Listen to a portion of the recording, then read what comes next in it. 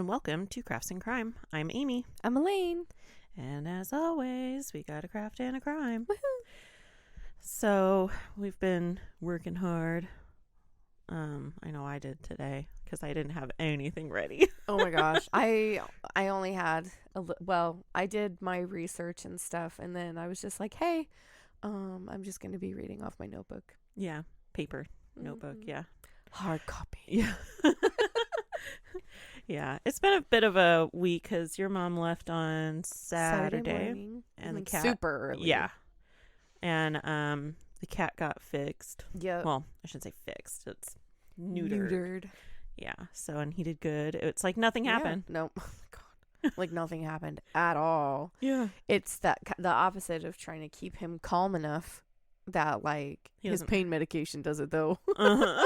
But it's like early in the morning and then like at nighttime before bed. But yeah, it's like calm down. So he'll be playing a lot. And today he did the dumbest thing. He was in the Dr. Pepper box. And I had opened up the front for him so he could climb in and play in it. And then what he had done was he had his front half of his body out and his back half through the hole of the handle. And he was like shrimping across the floor, but he was playing. I thought he was stuck. And he's like, no, this is the best day ever. He is so like spazzy. Nothing even happened at all. Yeah. And Climbing like the we're entire recording front screen. Yeah. Oh, I know. It's Tuesday as we're recording, so it's only a few days out. And I walked over to your house and I was oh my God, like, I see Frank in the mirror. He's like scratching the dresser. Oh yeah, Frankie's always in on our recordings making. He won't leave. He's just like, hey you guys. But yeah, I walked over to your house and I was like, oh no, I'm locked out. And Binks heard me, so he comes running. I hear his little bell and he like climbed up the whole screen. Yeah. I was like, no, don't do that. Yeah, because we have like the security, metal the security. steel security Yeah. doors. So yeah, my cat will climb on it too. Well, not as much. She gets stuck, but yeah, so it's been fun with the cat lately. And yeah, I couldn't even put the cone on him. Right? Oh my gosh, no. It made him spaz out so much the day he had the procedure done. And he started doing like death rolls like a crocodile on the floor. And I was like, this can't be healthy for him. I took it off. He's fine. He's never licking it any more than just like a quick, because he like just left the cat box. Yeah. You know, and so instead of just like, no, I just distract him, you know, with a toy or something. And then he stops. Yeah. Well, that's good. And it looks fine. It just looks grody. Yeah. It's like his little sack is still there, you know? Yeah. That was like after Harrison got neutered and we were like, oh my gosh, why does it look like that? It's just because they don't cut off like the extra skin. I know this is so gross, but yeah, it's pet life. Pet life, yeah. And then yesterday, man, that was a day for me. That's why we didn't record yesterday. Well, I don't think either one of us were ready. I wasn't even ready. No, no, I didn't even do my research till last night. No, I did mine today. A couple hours ago. No, yeah, yesterday started with Lily spilling milk on the couch. And because we got rid of her sippies after the dentist stuff, we were like, no more sippies. And she's going to be 4 anyways. It was just more of like a comfort thing. So she spilled milk on the couch. And then what happened? Oh, then the sink has a leak. Oh, yeah. So Troy fixed that. And then my dryer went out. It won't heat. So I had to order the part. Thankfully, it was like free next day through Amazon. So I ordered the heating element thing or whatever. And so I'm going to fix that. Yes, I can do it. I did it on my washer. I replaced the whole entire, this was like a top loader washer, that whole outer drum, the plastic outer drum that holds all the water. And then your inner drum goes in it. I replaced that whole entire thing. I took my entire washing machine apart. Fancy. And so this one sounds a lot easier. I don't know, kids. But this looks a lot easier because it's just like in the front of the dryer because I have a really old Kenmore dryer. And so I'm like, hey, a $25 part, or maybe it was more. I think it was like $35. And so I'm going to fix it so I can get my laundry done because there's a lot of us and I have a lot of laundry. So that's, but yeah, so the dryer went out. There's only half of us and I have a lot too. It sucks. Yeah. So it was a day. There was more going on the rest of the day with the kids. And even now we're trying to record, and like we always say, we try to keep the background noise down, but it's a little chaotic, so I think they'll be okay. So if you hear kids and paper crinkling, you'll know why. It's because I have too many kids and Elaine has her. I like that sound. I like it too. Yeah. I know. We'll have to see if our listeners like it. Yeah. So let us know. But anyways, I guess enough chit chat, and I go first because I have a craft. And the reason why I waited so long to do it is because I already knew a lot about this craft, because it is knitting. Yay! So, like I said, I tried to keep it all, like, go from spinning fibers to crochet and then to knitting, which probably I should have done knitting first because there's a lot more information about knitting, but whatever. I like it's all connected. And I'm glad I did those first because there's a lot that's like similar in a lot of it, so it would make a lot of sense. You'll see there's like one part where I was like, whoa, like I learned something.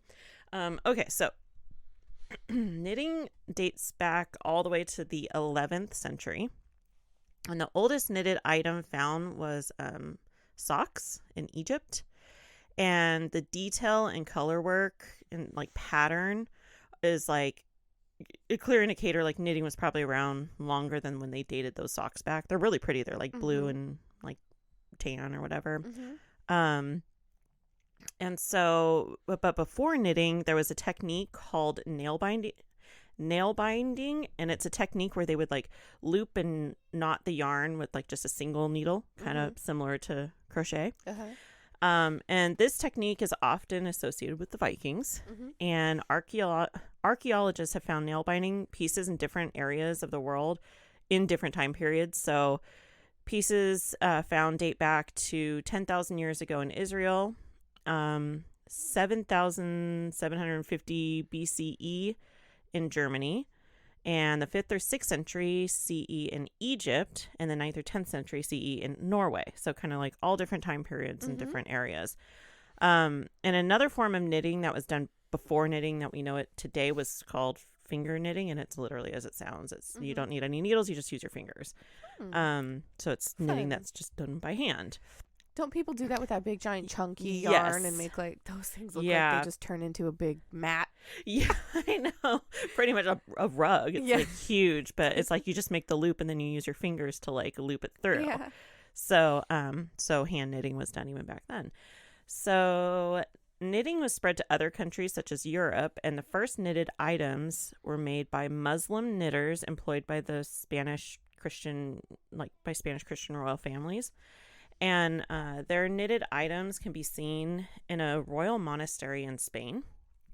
And some of the items are knitted cushion covers and gloves. And they're inside the tomb of Prince Fernando de la Cerda, who died in 1275. And the cushion cover was so detailed and intricate. It had like 20 stitches per inch. Ooh. So very detailed. And it had patterns showing the family armory. And it had the Arabic word baraka, which means blessings. Cute. And there have been other knit garments and accessories dating back to the mid-13th century found in cathedral treasuries in Spain. And other knit items dating back to the 13th century have been found in Estonia. So like all in that general area out there. So there are several paintings from Europe that show the Virgin Mary knitting, and these date back to the 14th century. And there are archaeological finds in medieval cities in London, Newcastle, Oslo, Amsterdam, and Lubeck. And there are actually tax lists that show like knitted goods being sold. So there's records that it was like being sold all over Europe. And that started in the 14th century. And only small fragments of these were found, so it's like kind of hard to tell exactly what they look like as a whole. But they're knitted pieces, so they know, dating it back, how far back that goes. But there was a knitted woolen child's cap that was found in Lubeck, and it dates back to the 14th or 15th century. And so that's like the one full item that they have. So, so pieces all over. Pearl stitches were used in items found in Egypt, but surprisingly not in Europe. And so a pearl stitch is not like, think of your basic knit sweater or whatever. It's flat. And a pearl stitch is kind of like you bring it towards the front. So you're working backwards and it makes like bumps, ridges. So it could create like texture. And so these pearl stitches were, like I said, found in Egypt, but not in Europe. And they are then found in Europe around the mid 16th century in a pair of red silk stockings that Eleonora del Toledo was buried in. And the socks also had the first lacy patterns made with pearl stitches, but because of the detail and technique that was used, it indicates like maybe it was an earlier time that they were, doing crochet. Mm-hmm. Or not crochet, knitting. So Queen Elizabeth I loved silk stockings, and she had many that were made just for her. And this is when many people in Britain started knitting more. And there was a huge demand for knitted stockings, and Britain was able to start exporting them. They were making so many. Mm-hmm. Knitting schools were set up and helped provide a way for the poor to make money. And during this time, the fashion trend, this time period, was for men to wear short trunks and fitted stockings. Mm-hmm. Like, I could picture it in my head, the little boys, like, running around with, like, the knee-high stockings or whatever and the little tiny shorts. Like little dolphin shorts and pantyhose. Pretty much. So, many of the stockings that were made in England were sent to the Netherlands, Spain, and Germany. And in the 20th century in Ireland, elaborate designs were created, such as the cable stitch that was used on Aran sweaters. So knitting was important. This was interesting to me. And of course I should have known because I know this pattern, and I think you do too. So knitting was really important to people living on the Scottish Isles. Yes. In the 17th and 18th centuries, families made sweaters, accessories, socks, stockings, and other items. And the Fair Isle technique made colorful, elaborate patterns. And sweaters were made for fishermen. And all the natural oils we were talking about before with wool. Mm-hmm. So all those natural oils in the wool would actually help protect the fishermen against like the harsh weather when they were fishing. So the water would just roll off. Although I would be covered in blisters because I'm allergic to wool. Oh. But not lanolin. So maybe it would protect my skin. I don't know. Maybe. I don't know. So I thought that was really interesting. But at the Fair Isle pattern, Lily had a really cute red sweater my mom got her, and it had the Fair Isle. Cute. So anyway, so in 1589, William Lee invented the stocking frame, which was a mechanical knitting machine. And Queen Elizabeth I got a pair of black stockings from him, but she didn't like the quality of them, didn't think they were good for her fancy little ankles. Yeah. And so she didn't grant him a patent for his machine. King Henry IV from France saw the opportunity that this invention provided, so he gave him financial support. So William Lee then moved to Rouen and built a stocking factory. The French then helped spread the knitting loom all over Europe. So when it came back to Great Britain, the Worshipful Company of Framework Knitters was incorporated in 1657 in London. And the city of Nottingham in the district known as the Lace Market was a huge producer of machine knitted lace. And there were other inventions invented over time, such as like the circular knitting machine. And these were able to be used at home, and they were smaller than the large stocking frames, but they were faster than hand knitting. So that's another invention. In the mid-19th century, machine knitting started moving to factories that could fit the larger machines that use steam power. And so this is when hand knitting started to decrease in the industry, and people would just knit as like a hobby. Mm-hmm. But then during World War I, everyone knitted items to help with the war effort. Yeah. So they would knit socks, hats, scarves, sweaters, other stuff. The Red Cross actually published pamphlets with patterns in it that like could be used to help the sailors and troops and stuff. In the 1920s, knitting had been shared to China, and this is something interesting I learned while researching the history of knitting. So by the 1920s, it had been shared to China, and Chinese caravan men would they were riding on camels. And they would reach back and grab some of the camel hair if they ran out of the yarn. So they're walking, and they'd reach back and pluck the hair from the camel's neck. They would roll it in their palms into the beginning length of a yarn, attach a weight to it, twist it, and spin the fiber into yarn. Yeah, and so then they would just get that until they had enough to knit with. So like I said before, it's like drop spinning where you add a weight and then you spin it down, like literally. So they would do that with the camel, wool, whatever it's called. So they would make socks for themselves, and they were able to even like make stuff to sell.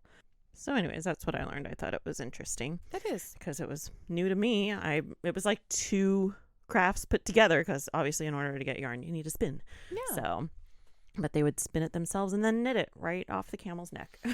So, I love that. In the 1920s, knitwear was getting really popular in the Western world, and certain items became popular with sports, such as sweaters for, like, think about tennis, cricket, you got your little sweater vest or whatever.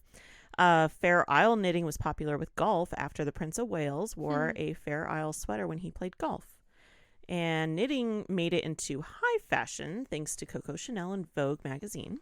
And with the popularity of knitwear, increasing, the zippers were then added, instead of just like buttons on a sweater. So they started adding zippers. And then synthetic yarns at this time were also starting to be used. So sometimes, cheaper. So it was more affordable to knit. Yeah. So during the Great Depression in the 1930s, many families had to turn to knitting to help make their own clothes or to fix clothes at like, Holy Socks or whatever. And some even knit to try to make some extra income. And in the 1930s, machine knitting was being used more often. But then hand knitting became really popular during World War II. And women were encouraged to use like old sweaters or woolen items to reuse the materials to make items for the Navy and the Army in the winter. So like hats and, socks and stuff, just like World War I. And this is a way that like women were encouraged to be a part of the war effort and do their part, So just like with crochet in the 50s and 60s, more colors and styles were introduced, and girls were taught how to knit in school, and magazines in the UK had patterns of like things that you could knit. And in the 1980s, knitting just kind of started not being as popular anymore. Less patterns and yarn were being sold, and like people just didn't teach it in school anymore. So it was just kind of like a old person's. Right. Like, home ec became like sewing machines. Yeah. Yes. Yeah. With the popularity of mechanical sewing machines. Yeah. So so they could, at this time, people could just go and buy like a machine knit like anything. So it was like, what's the point? I could just go buy it. And so new clothing, also made knitwear like not as popular for everyday use as it used to be. And by the 21st century, knitting started to make a comeback. And that was obviously thanks to the internet. And the handmade revolution and DIY crafts, as it said on Wikipedia, which I'm like, yep, it's everything DIY and do it handmade. Yeah. It just helped pull knitting back into the spotlight. And so by this time, in the 21st century, like there's a bunch of different types of yarn. It's not just like wool. You have cotton, you have linen, you have like all these different types of, fibers now that, and synthetic. So more people were like, it was getting, more interest than it did before. And Julia Roberts, Winona Ryder, Dakota Fanning, Kate Middleton, and Cameron Diaz have been seen knitting. So this very well could have helped with people like, oh my gosh, like they're knitting, I want to knit, So obviously the internet has helped recently with the spread of information about knitting, like right now on our podcast talking about knitting. Exactly. I knit. I love knitting.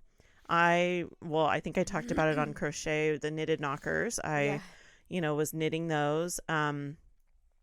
And so I was like, well, this is one of the crafts that I actually do. So, so the internet really helped with this, and patterns can be found. People can connect and talk about knitting, think about it on Facebook groups or whatever.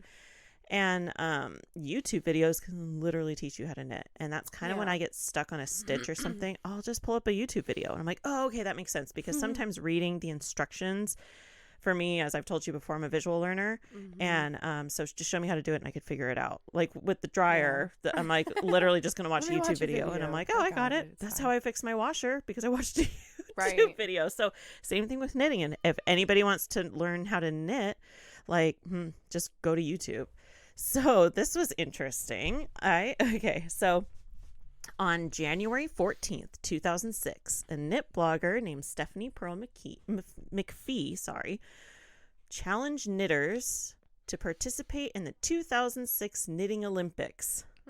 So all this was, and all knitters had to do, was start their project, like at home or whatever, during the opening ceremony of the 2006 Winter Olympics in Torino and have the project finished by the time the Olympic flame was extinguished 16 days later. So during the entire 16 days of the Olympics, knit your project, watch the Olympics, whatever. And actually almost 4,000 knitters participated in this. Fun. So I'm like, it's kind of cool. And think about it now. How on many Facebook. Succeeded? Did a lot of people I don't know. I couldn't. I should have looked that up, but think about it. You have all these knitters and probably that would be so cool to have a Facebook group. Well, this was in 2006. When was Facebook? Not 2006. I wasn't on Facebook in 2006. I don't think neither was I. I was on MySpace.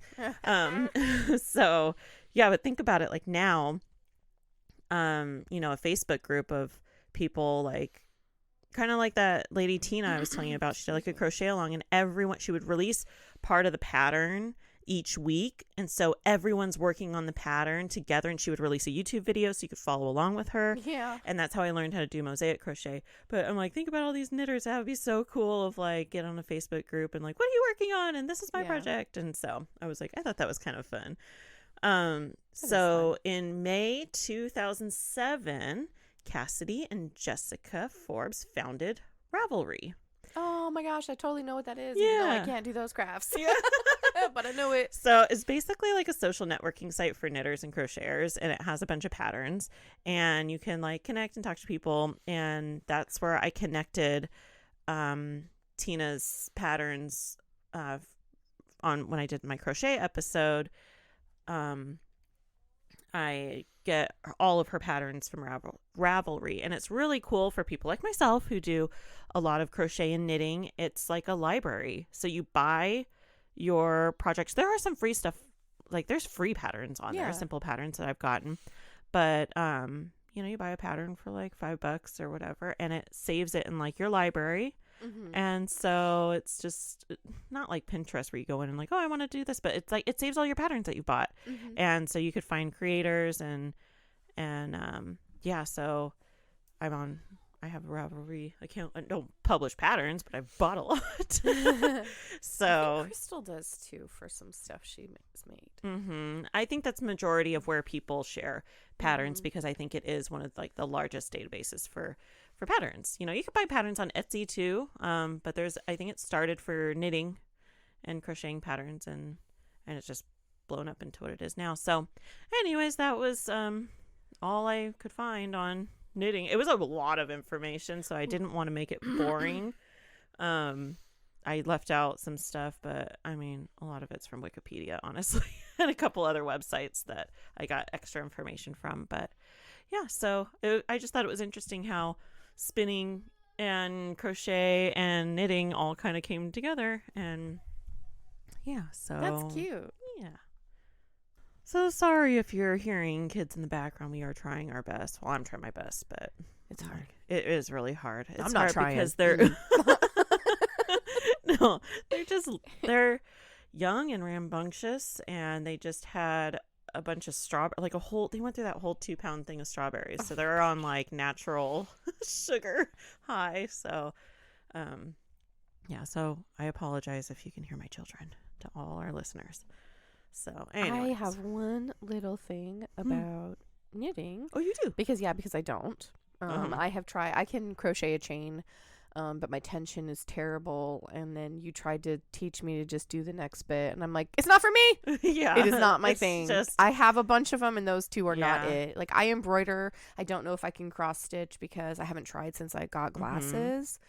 So I have one tiny little thing that I remembered this. Okay. And I'll add the link because I'm not going to read this whole thing. So if anybody wants to read it, it's from BBC News. And there are Bolivian women that are like master knitters up in the mountains, and they have been contracted. They knit tiny little plugs for babies born with heart defects. Yes, and they literally have to use, like, for people who don't know what I'm telling you, they have to use like tatting size knitting needles, and they make this with like a memory mesh that makes a little plug, and they do it through the artery of your groin. They push it through and bloop, and they open it up, and it keeps the baby's hearts functioning. Because also up there in the mountains, there's not a lot of oxygen, so these heart defects for a normal baby that might get past it, like it's like a death sentence. And so these women, like, in sterile labs are knitting these teeny tiny little plugs. It's very cute. That is so cool. Yeah. I wish I could. Well, now I know that. I wish I knew that. Now you do. Now I do. I'm learning so much. I know that is the fun part, is every now and then we're like reading these things, these like not to me at all, and of course not to you, but in general, just like my paper, the mashing of rocks to make color. It's not like the most thrilling stuff, but in general, like, come on, just whip out that information to somebody one day. Hey, did you know that purple is made from these snails? It's like, it and may they not pee on be. them. They put pee on them, and it smells rotten forever. But it's like, it's cool stuff you can just pull out. And it's fun to share. And like, maybe if you ever get on Jeopardy. I know. I'll know the randomest stuff. Like, it's do you know where Tyrian purple originates from? Oh, no! Exactly. Smush nails. Yes, it's definitely fun still, because even if it's not like super like thrilling, it's still I think fun. That's why we really I like the craft part of it, because it's fun stuff. It's new information for, I'm sure, a lot of people. And then I know the whole world is so mechanized. It's really weird to hear the back part of it sometimes, because the reality is the mechanized process is the exact same thing. It's just done faster. Like less manpower, that's all. It's hands off. And I mean, there's not a lot of people that still make that Tyrian purple, but I know. I really I think a lot of the ideas for my crafts for future have come from it's like on YouTube, it's the channel Insider Business. And they do where the oldest tanning process or whatever, like ancient crafts that they're still doing. And so I was like, ooh, this is cool. Oh yeah, like in the Middle Eastern types of areas, they still do tanning exactly the same. I literally way. Just watched one that was like that. And it's crazy too, because like it really is. It's like the pee and everything, and their foot stomping it, and they all have it's pretty terrible, because it's what people have to do to get by. I'll cover tanning one day. That'll be in my future, because I have done tanning before. Right. So I've done it successfully once. And then I let Troy do it, and he did not do it right. But the dogs got snagged. Oh, yes, they did. Because rabbit, crispy, fluffy chewies. Rabbit hides or skin, whatever, will dry out, and it gets all crunchy if you don't do it properly. And Troy left him out for too long. And so the dogs got him. It's basically like a chew toy at that point, so they had fun with it. But anyways, okay, so enough talking about crafts. Let's talk about crime, I guess. So it's you this week, finally. I know, I did it. So this is our first Victorian crime. Ooh, okay. So I'm kind of like, ooh, I think I might do a couple of these. And I mean, I will continue, but I'm super into this. Okay. So we are going to be talking about John Edward Rulloff. Okay. He was born July 9th in 1820 in New Brunswick, Canada. Throughout his life, he had multiple careers as a photographer, which is, it's early photography. That's kind of cool. He was a teacher. He did some lawyer, clerk type of work as well. And he was also what they call a philologist, which is he was like a master linguist. So he had mastered several languages quite early in his life. And he was considered someone who was extremely intelligent. And so he started out his life. There wasn't I mean, obviously, this is in the 1800s, so the documentation's pretty good, but it ain't amazing. Yeah. And he essentially turned into a career crook. Oh. And he continued through his life. He became a lawyer in his early years, and which is so strange now because it didn't work the same way. Yeah. In an upscale law firm, actually. And he ended up going to prison for embezzlement. I don't have the exact years for that, but it was... Because of the timeline coming up, we're going to move to 1842, and he was born in 1820, so he was in very young teenage 20s, early 20s. Okay. So he goes to prison for embezzlement from one of his clients, and in 1842, he moved to upstate New York, and he was there going to school studying herbalism, essentially, with a Dr. Henry Bowl. Okay. Yeah. Wait, so he went from being... Yeah, he changed careers. He went back to school after prison. Okay, so in 1842, he did lawyer stuff? Yeah, he was. Then he did language stuff. Then he's doing herbalism. Right now, he's, after doing prison stuff. Yeah. Yes. Okay, I got it. Because he just keeps moving a lot. That's weird. Okay. Because back then, he just could lie. That was the thing. Sorry. He was just smart. He was very smart, and he just swindled his way into whatever he wanted. That makes sense. That's a lot of those like high collar crimes or whatever they're called, where they're just really smart and they know how to like. And he could work it very young and charismatic. That makes sense. He is well liked by the Dr. Henry Bowl. He's well liked by him, and he is introduced to his 17-year-old cousin. Her name is Harriet Shute. And so John falls in love with her, and they want to get married, but her family doesn't want him to get married, including cousin Henry, because he's like, I don't know, I just don't like him. I have a feeling about this guy. Nobody wants her to get married to him, but she's 17 years old, so what does she do even back then? Yeah, so that's what she wants. Exactly. So they get married, and he immediately turns out to be abusive, jealous. He accuses her of cheating on him with everyone, including her cousin Henry. Ew. Yes. What? He insists that a kiss on the cheek that Henry gave his 17-year-old cousin, and he completely blew up, and he was just very unstable. Yeah. So he threatened her. He threatened that he was going to poison her. He says, I'm going to poison you like I did to my niece and my sister-in-law. And she's like, what? Nobody knows that he's been married before. She has no idea what he's talking about. She thinks it's just a manipulative tactic, and she stays with him. And I'm going to scoot my mic over a little bit. She stays with him, and then they move to Lansing in New York. All of this stays up here, in this New York area at this point. And they have a daughter named Priscilla, and we're going to move right through. This is June 22nd, 1844. Okay, so he's married. They've moved just a little bit away from her family, and he's 24 years old. Okay, I was like, wait, 42. Yeah, no, he's only so 24. It happened really quick, like between getting married. Yep, they had a baby pretty quickly. And so she's only about 18, 19 at this point, because little Priscilla at this time is 3 months old.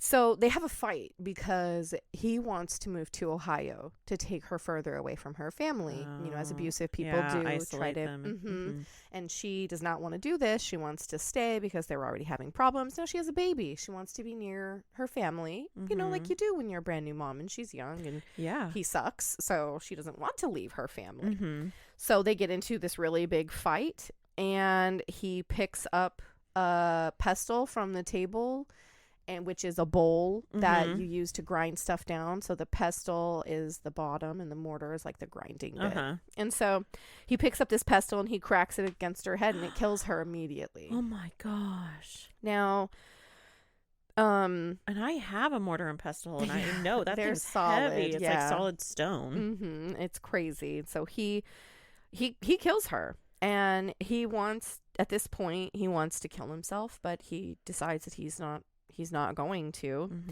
And unfortunately, the part that I'm going to get to next, I'm just going to say right away, it doesn't say what happened to the baby. Because I know you're going to wonder. It doesn't say. It doesn't say. There's no documentation. But you would just hope it went to like her family or so something. Back in the day, a big thing was baby farming. The likelihood that he sold the baby probably is what he did. So, but he asked the neighbors. He says, "Hey, I need to borrow a horse and buggy. I just need to go into town and deliver my uncle this chest, and they're like, okay, sure, that's fine.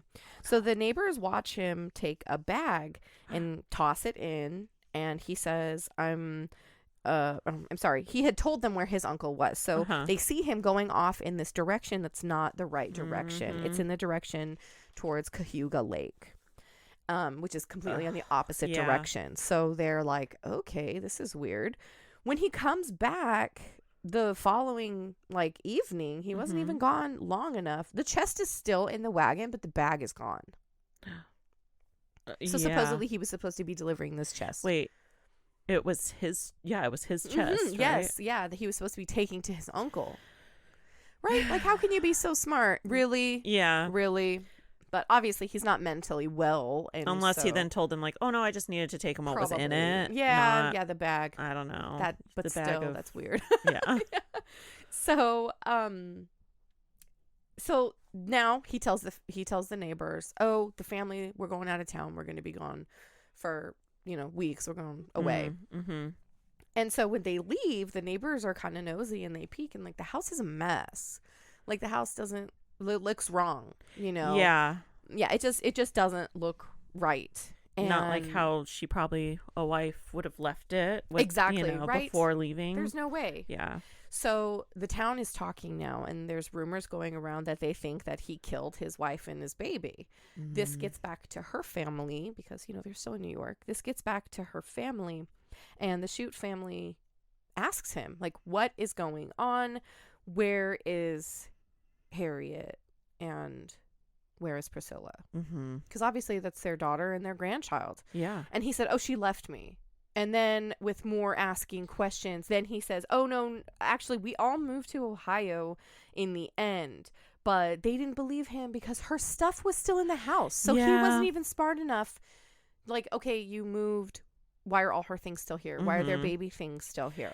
And this is back in the 1800s where, women didn't really have, you had a select handful of dresses. Right, exactly. They weren't rich. And, so, he's still pretty young. And she probably left hairbrush there, right, this exactly. typical she's not going to leave that stuff behind. Yeah, that would be one of us going missing. Oh, she just left. Okay, well, why didn't she take her phone charger? Why didn't she take her, this and that? Yeah. Why is her toothbrush still here? That kind of stuff. Exactly. So there's stuff there's no way. If we're planning ahead to bail, that stuff's not getting left behind. Exactly. So so they definitely think something is wrong. Well, John is I'm gonna get out of town like he always does. So he takes some of his stuff and he gets out of town, but his brother-in-law follows him. I'm sorry, I don't have his name, but his brother-in-law follows him. So her brother. Yes. Okay. His wife's brother. He follows him and they move through Geneva, through Rochester, and they end up in Buffalo. Okay. So, and then they continue moving. He doesn't get him at this point. They move one more time over and they end up in Cleveland, Ohio. This is where his brother-in-law catches him, turns him in, and he's taken back to New York to, excuse me, the Ithaca area where they're gonna start working on this case now. He's being arrested for this. They dredged Cayuga Lake for Harriet and Priscilla's body, but they don't find them. So the grand jury won't indict him for murder with no body. Yeah. Because they don't have one. But he ended up being charged with kidnapping because at least in this point, you know, okay, I can't prove it, but like a 3-month-old baby can't take care of themselves. So what did you do with your own kid? Like, you took it. If you didn't want it, it technically could have gone to someone else. So, you know, stealing from I hope family. He didn't kill the baby at least. So in 1846, so he's now 26. His trial is starting and he is representing himself, of course. Exactly, of course. He's representing himself and he's like, hey, there's no body, there's no crime, right? I couldn't have done it. You guys didn't find anything. There's no blood evidence. There's nothing. Like, he was smart, but not smart enough, you know? So, unfortunately, he's just found guilty of kidnapping. He's sentenced to 10 years, though. I mean, prison back then. Yeah. So he ends up in Ithaca prison, and while he's there, he studies philology more, which, as more of a breakdown, it's like the building of language. It's like the substructure of all language and how it's built off from there. It's too much for me. Yeah. And apparently, while he was in prison, he was writing an article that he wanted to publish on the theory of evolution of language itself, and he had a wonderful time. He was allowed to teach his cellmates. He was writing that article. He was studying. He was really doing just fine.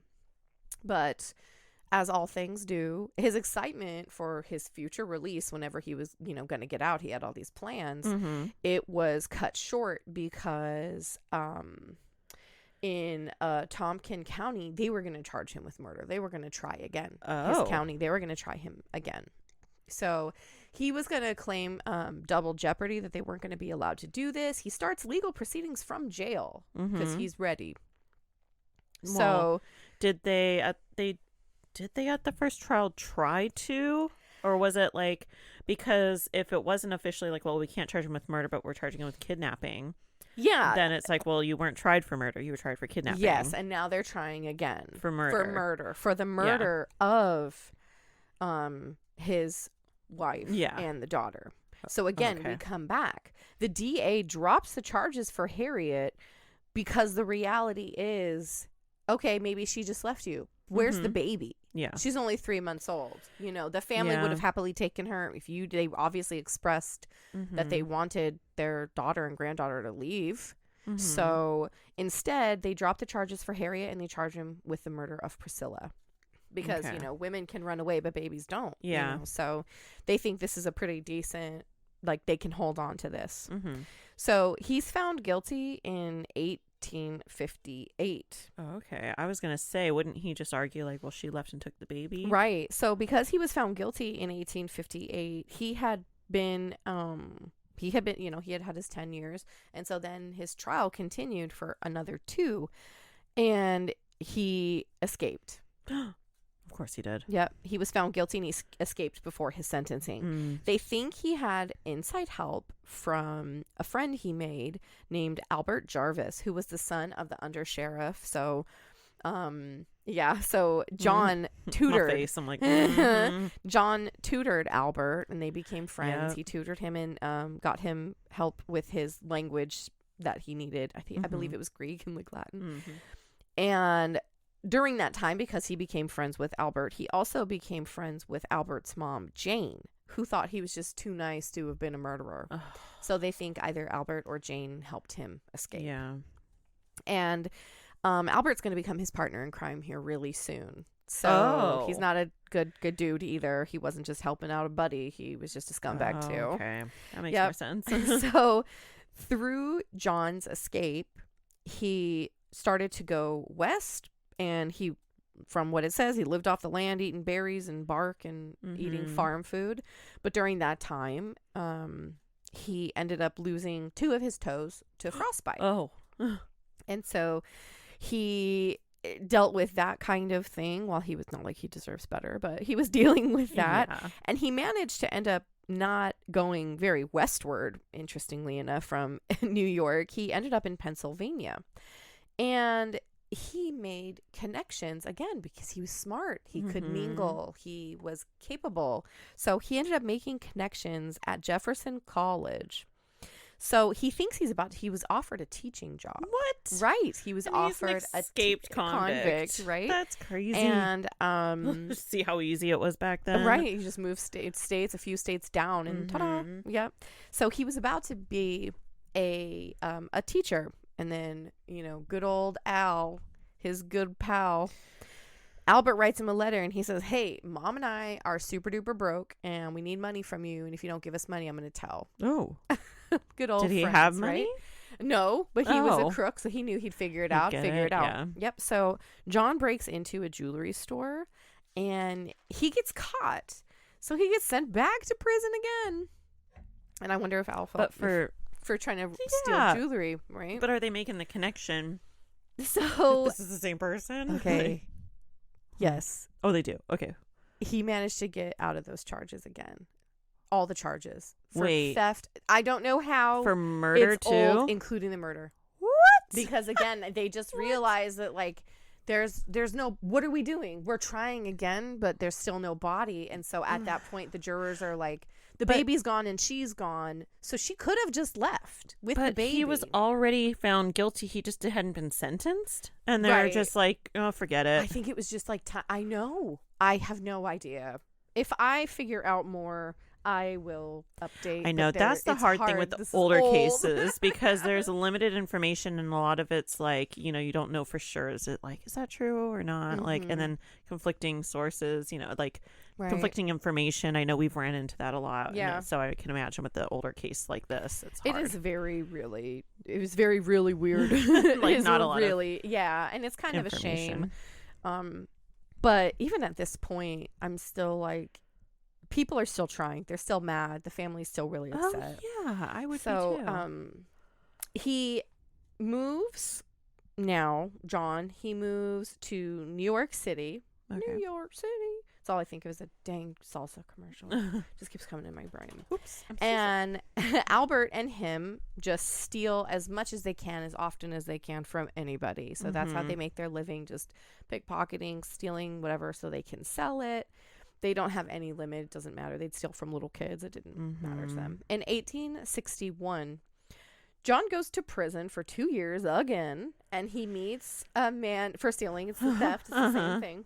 He goes to prison for 2 years, and he meets William Dexter, and now they're a trio of crooks. So there's 3 of them now, and they're ready. So in 1870, it's crazy how it's like these gaps, and all they're doing is just stealing and making crap in between. And so here we go. We're like, he's hitting 50 now. Yeah.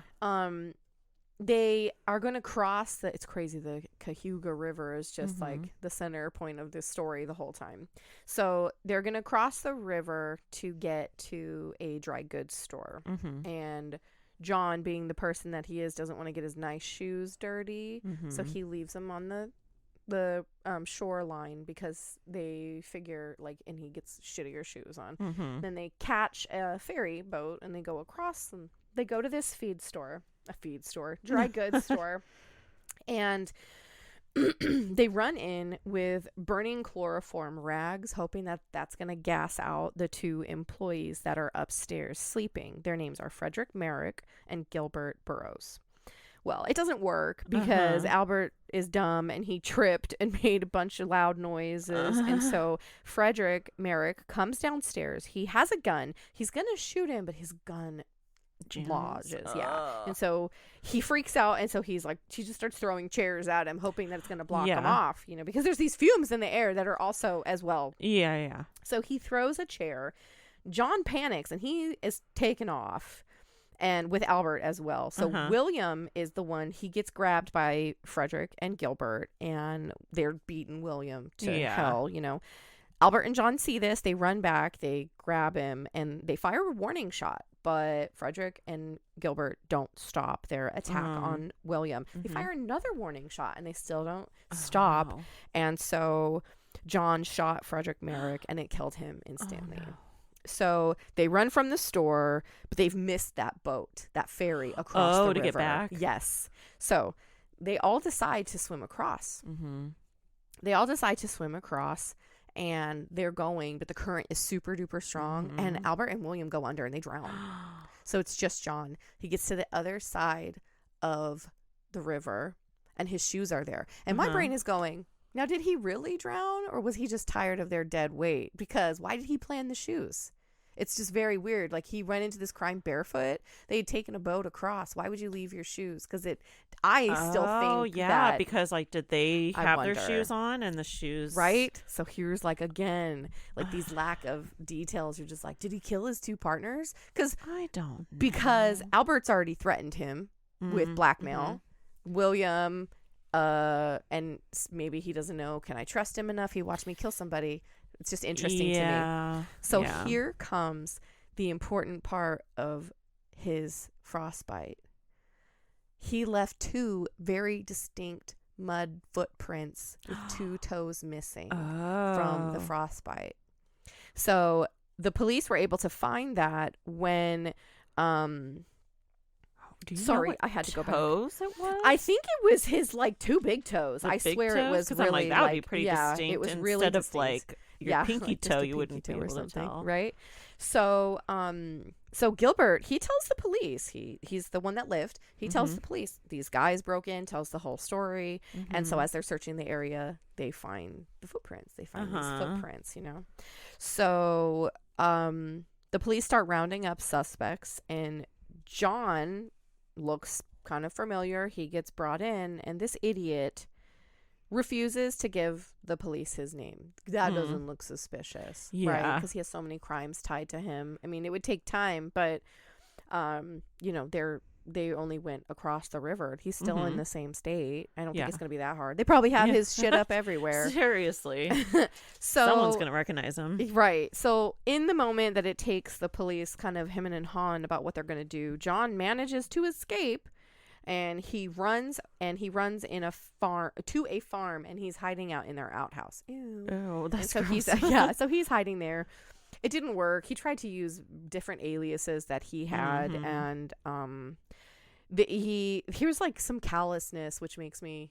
But I guess when you just don't care, he was shown the bodies of his friends, Albert and William, and he showed no emotion. Like, it was nothing. Like, nope, I don't know them. I have no idea who they are.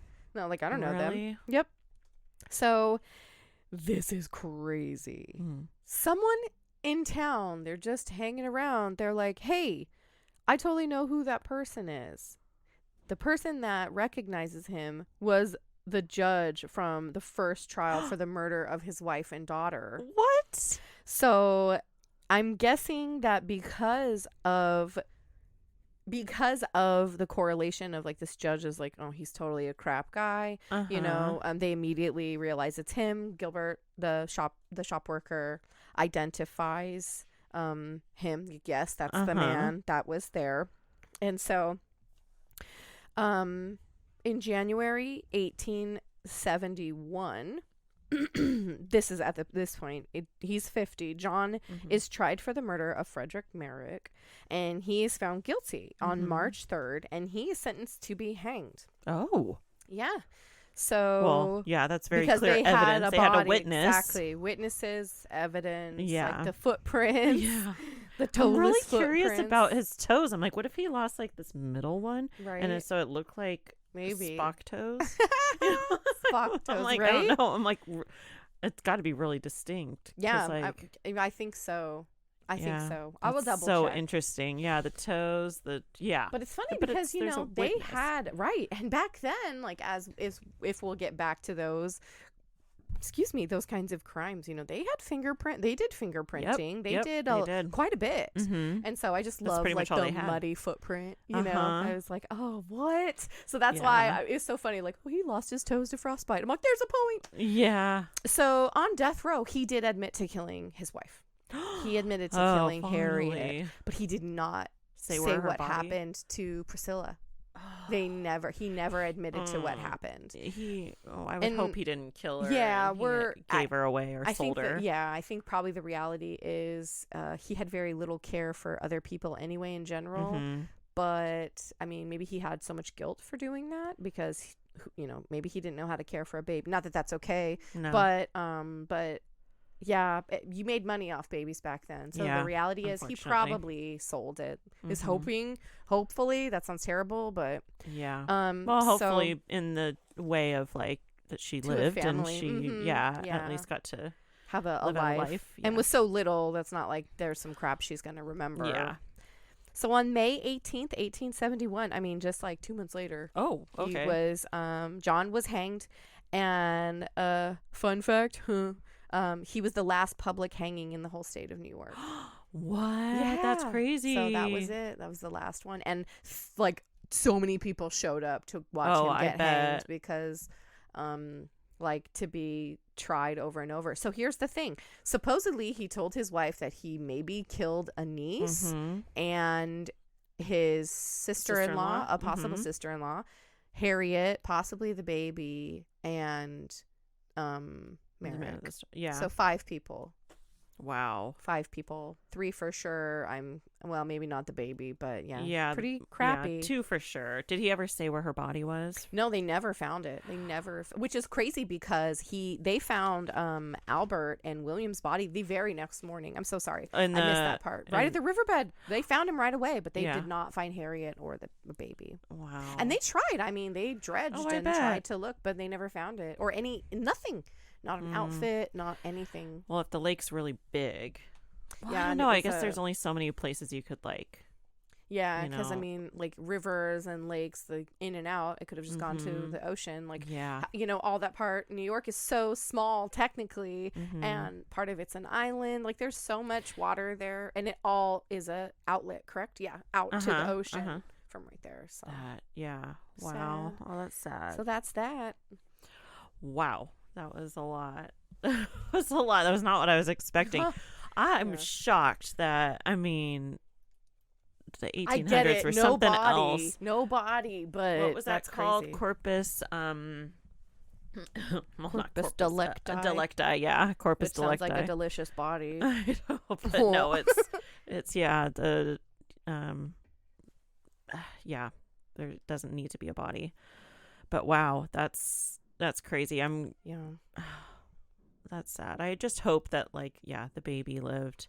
And he as much as he liked anything. Money, it wouldn't surprise me that he probably sold the baby. Yeah, probably just I can't take care of her, so I might as well make some money. And she lives. Let's just hope that's what it is. I hope so. Wow, well, good job. Thank you. You did good too. Oh, thanks. Okay, well, with that, stay crafty. And not crimey. Bye.